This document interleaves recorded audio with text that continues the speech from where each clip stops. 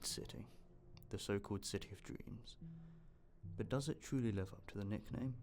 Gangs, cyberpsychos, and random punks on the street. Is the beauty of Night City really worth the risk? In this documentary series, we will expose the City of Dreams for the reality of what it's like to live here. I couldn't wait for you to come and clear the cupboards, but now you're gonna leave with nothing but a sign.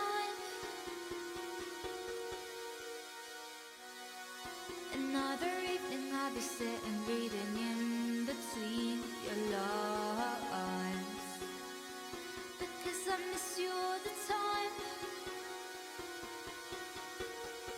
So get away, another way to feel what you did on yourself to know, and let yourself go.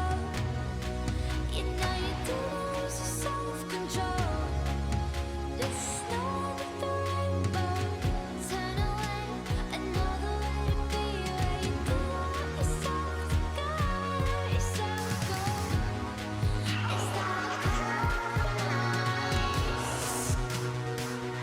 Is that so what do you wanna do? What's your point of view? There's a party screaming, do you wanna go? Handshake with you. What's your point of view? I want to talk with you. I don't wanna get, 'cause I really wanna stay at your house and palace in Luxor. But you know how much you brought me on. Don't care what I know, but you wanna know.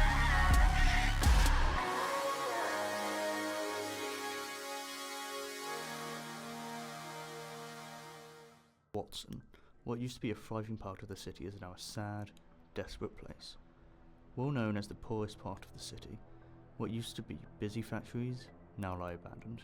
What was supposed to be the beating heart of Night City was brought down to its current state when Arasaka returned after the Unification War, steamrolling its competitors and causing Watson to cave in on itself. The Night City Police Department gives Watson an extreme threat level due to the large amount of gang activity going on within the district. Two major gangs dominate Watson, Maelstrom and the Tiger Claws. Maelstrom found themselves in the North Side Industrial District. They quickly made the abandoned factories their home. With approximately 1,300 members, Maelstrom is led by Simon Randall, better known as Royce, after he staged a coup on the gang's former leader, Declan Griffin, who was better known as Brick. Maelstrom is known for their heavy combat augmentation and signature red optical implants. Their urge to improve the weakness of their own flesh means that a lot of them are on the border of going cyberpsycho. The Tiger Claws are the other major gang within Watson, rumoured to be backed by Arasaka Corporation themselves. Any violence committed towards any gang member produces a swift and violent retaliation from all of them. With approximately 5,500 current members working primarily out of Kabuki, the Tiger Claws should likely be avoided by the average person at all costs. Many of the gangers are said to be sadistic brutes prone to violence, including, but not limited to, torture, abduction, and cruel and unusual murder. The Tiger Claws make most of its money from human trafficking, but also make money from the manufacturing and distribution of drugs, especially glitter. However, those aren't the only things you need to be wary of when roaming Watson.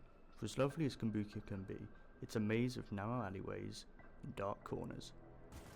It's a prime target location for the Scabs, a disgustingly ruthless group of murderers and freaks who kidnap, murder, and harvest the implants and organs of the people of Night City.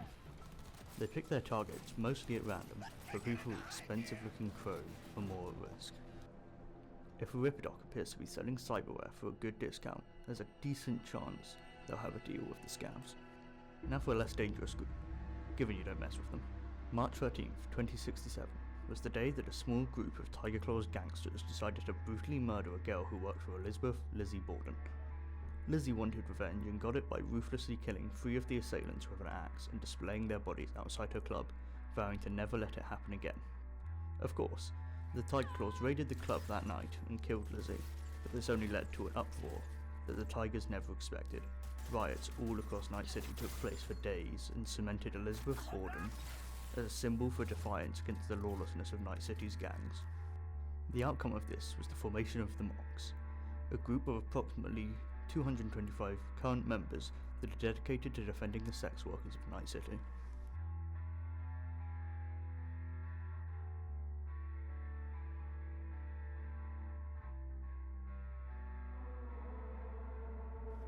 Whereabouts in Night City do you live? I rent an apartment in Kabuki. And so, have you lived here your whole life? Mostly. I was born in Japantown but lived over in the NUSA for about a year for work. I came back around 2 years ago now. And how do you make a living in Night City? I am a freelance BD editor. Are you involved in any gang activity? Reminder that your face and voice will be kept confidential. Oh yeah, I did some work for the Mox a while back but nothing illegal. What about working with Maelstrom or the Tiger Claws? Nah, I haven't.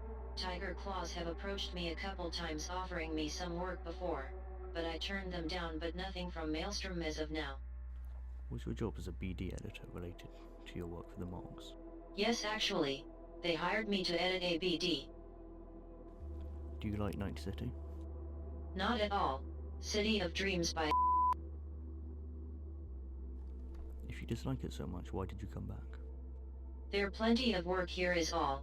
Course not all decent work. For every genuine BD I get to edit I get about 15 XBDs. But hey, they pay well so I can't complain. Thank you for your time, miss. Stay safe now. And that's everything you need to know about Watson. To the Maelstrom-infested NID, to the Tiger Claws run Kabuki, and to the Guardians that are the Mogs. See you next time when we deep dive into the workings of Japantown.